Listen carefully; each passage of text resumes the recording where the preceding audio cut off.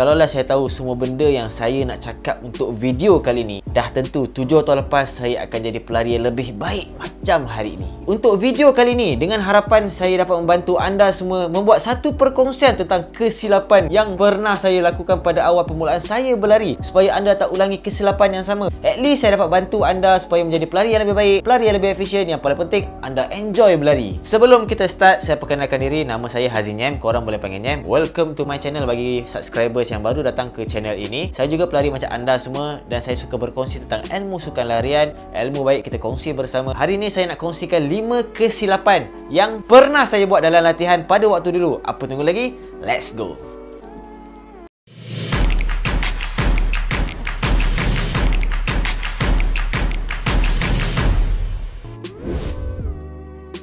Kesilapan pertama adalah terlalu cepat nak capai progres dalam latihan yang anda lakukan. Kalau anda nak jadi pelari yang baik, pelari yang bagus, pelari efisien, elak daripada sebarang kecederaan, yang paling penting anda enjoy berlari. Benda paling penting, benda paling utama yang anda perlu tahu, program latihan yang anda ikut semestinya dalam keadaan progres perlahan dan steady. Load latihan yang anda lakukan. Makna lain, anda sepatutnya tak boleh naikkan jumlah jarak long run sesuka hati dan pace yang anda berlari tu tak boleh terlalu laju. Kalau anda abaikan benda ini akan menyebabkan risiko kecederaan seperti overuse injury. Itulah kalau boleh kita nak elakkan benda ni berlaku. Sia-sia saja kalau kena injury. Tak best lah jadinya. Benda ni saya selalu buat pada waktu dulu dan saya sebenarnya banyak belajar daripada kesilapan yang lepas. Bila saya dah masuk dalam program latihan yang serius dan saya waktu tu menjadi seorang pelari ambitious, bercita-cita tinggi untuk capai sesuatu goal. Benda yang bagus lah. Man with mission. Motivate kita untuk terus berlari. Tapi apa yang saya sedar waktu tu, bila saya ada perasaan begini, saya rasakan semua latihan yang saya lakukan dalam keadaan bagus. Sebenarnya tak bagus.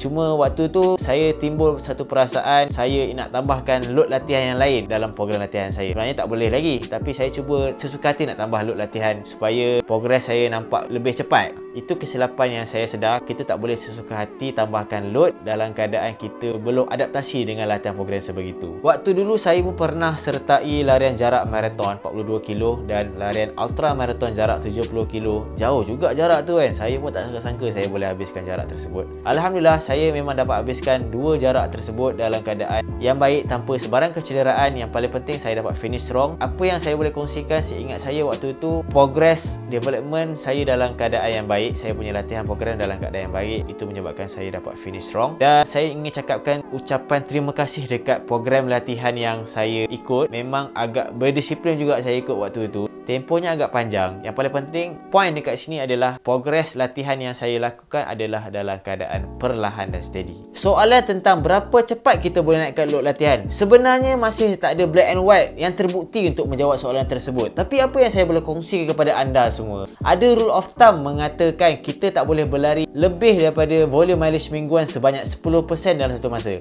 Contohnya anda berlari minggu itu adalah sebanyak 70 kilo. 10% daripada 70 kilo adalah sebanyak 77 kilo. Jadi anda tak boleh berlari lebih daripada 77 kilo untuk minggu itu. Ingat, itu adalah guideline saja. Mungkin betul ataupun tidak.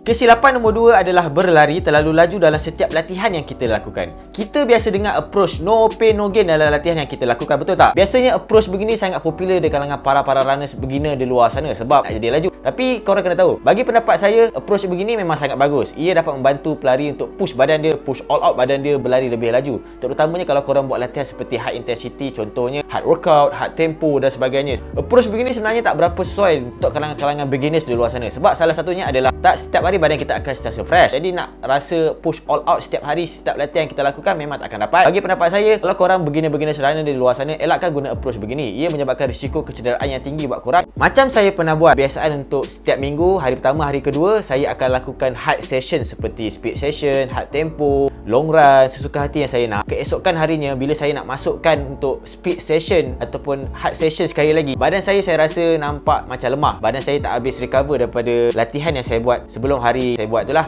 Sebab badan saya sangat penat, letih disebabkan hari sebelum tu saya buat hard tempo. Sebab saya sentiasa all out setiap hari saya lakukan latihan. Jangan campur adukkan latihan kita. Kita kalau boleh plan latihan kita sebaiknya. Saya rasa approach no pain no gain sebenarnya membuatkan anda untuk benci berlari. Terutamanya kalangan runners, beginners di luar sana. Korang akan benci untuk sukan larian ini sebabkan korang sentiasa nak all out setiap sesi latihan. Korang tak enjoy berlari. Sebab setiap latihan yang korang lakukan mesti nak all out, hampir-hampir ke 100%, ada yang lebih pada 100%. Jadi mana datangnya korang nak enjoy berlari? Sebab sentiasa badan kita penat, badan kita tak habis recover. Bagi pendapat saya lebih kepada progres latihan perlahan dan steady. Asalkan saya dapat long term goal. Kalau kita nak progress yang terlalu cepat, kita nak berlari laju, nak all out sentiasa, ia sebenarnya membawa kita ke short term goal, bukan long term goal. Saya boleh kaitkan dengan kalau korang nak kurus lah. Adakah korang akan pilih short term goal berbanding long term goal? Macam itulah dengan larian. Korang kena cari progres yang panjang, bukan progres yang cepat sangat.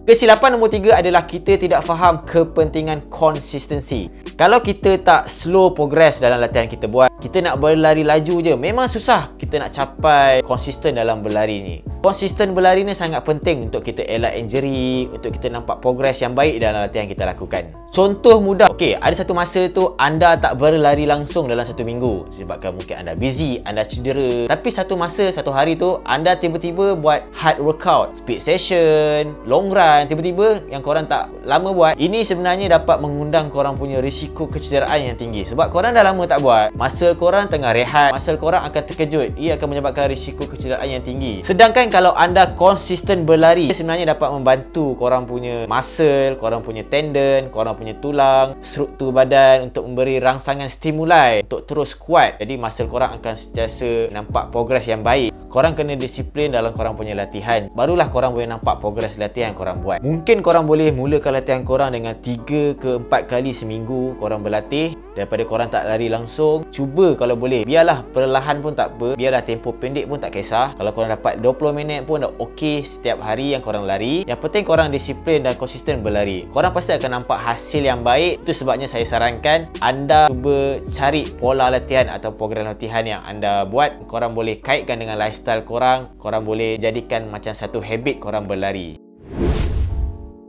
Kesilapan nombor 4 adalah kita rasakan tidak bertuah sebab selalu cedera. Ikut pengalaman saya, pada waktu dulu, pada tahun pertama dan tahun kedua, saya memang struggle dengan keadaan saya selalu cedera. Bila setiap kali saya join acara event ataupun berlari saja, mesti akan cedera selepas event. Jadi menyebabkan saya rasa tak bertuah. Kenapa saya selalu cedera ni? Sedangkan saya tengok pelari-pelari lain, okey je. Diorang siap boleh senyum, finish strong. Sedangkan saya, sekali je cedera, kena rehat yang lama. No point enjoy berlari tu. Memang rasa macam unlucky person in the world. Waktu tu saya rasa sangat sedih. Saya pernah rasa struggle cedera seperti ankle, lutut memang tak boleh nak berlari, calf saya memang sangat kejang, pernah cramp yang boleh sampai 1 minggu ke 2 minggu rasanya tak boleh hilang. Bertanya pada diri saya, adakah saya ni berkebolehan dalam sukan larian? Benda ni memang nampak macam lawak, siapa-siapa je boleh cedera. Memang betul, cedera ni siapa-siapa boleh kena, tapi bagi saya itulah pengajaran yang saya rasa. Kita sebenarnya tak boleh rasa unlucky sentiasa. Sebab dalam dunia lari ni, memang perkataan cedera tu boleh kena kat sesiapa.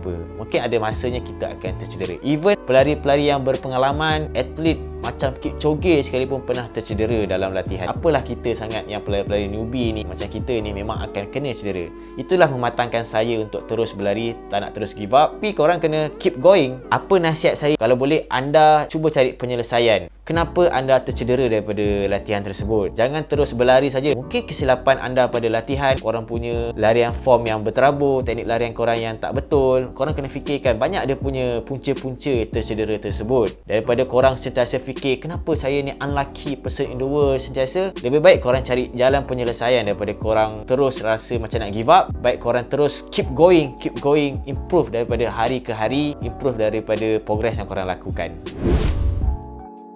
Poin terakhir adalah listen to your body. Bagi korang yang macam ambitious person dalam dunia lari, korang ada bercita-cita tinggi dalam dunia lari untuk capai goal, benda ni sangat-sangat penting. Saya memang abaikan signal badan yang saya dapat. Contohnya kalau korang rasa sakit badan, korang rasa tercedera, korang punya lutut, korang punya calf rasa sangat sore, lebih baik korang rehat ataupun korang lakukan easy run banding korang paksa juga badan korang untuk buat hard workout. Akhirnya korang tercedera, kena rehat berbulan-bulan lamanya. Baik korang listen to body korang, sama ada korang sesuai ataupun tidak korang berlari hard session pada hari tersebut. Saya ada satu perkongsian approach yang saya boleh kongsi kepada anda semua. Tapi bagi pengalaman saya sebelum-sebelum ni, kalau saya dah enter dalam program latihan yang serius, kebiasaan saya lakukan latihan memang setiap hari. Walaupun saya rasa sangat penat sikit pun, saya akan tetap buat latihan. Selagi tak cedera, saya akan teruskan latihan tersebut. Yang penting jangan malas. Tapi kalau dah mengantuk, mungkin dah penat sangat, mungkin dah letih kerja, saya akan off day. Ataupun kalau rajin sikit pun, saya saya akan buat macam cardio at least 20 minit. Sekurang-kurangnya saya rasa dapat berpeluh pun dah menggembirakan hati saya. Jadi dengan harapan bila saya off day ataupun saya kurangkan volume latihan, pada esoknya bila saya lakukan workout session yang tinggi, saya dapat menghasilkan quality session yang baik. Nasihat saya, jangan jadi hamba kepada program latihan. Walaupun se-ambitious mana anda sekalipun dalam dunia lari, korang kena ingat, kita berlari ni adalah untuk kita nak mencari kesihatan yang baik. Apakah manfaat berlari ini? Korang kena tahu sebab-sebab korang berlari ni adalah untuk kesihatan diri, untuk kebaikan diri. Jadi korang kena listen to body korang setiap kali korang berlari. Korang boleh tukar korang punya program latihan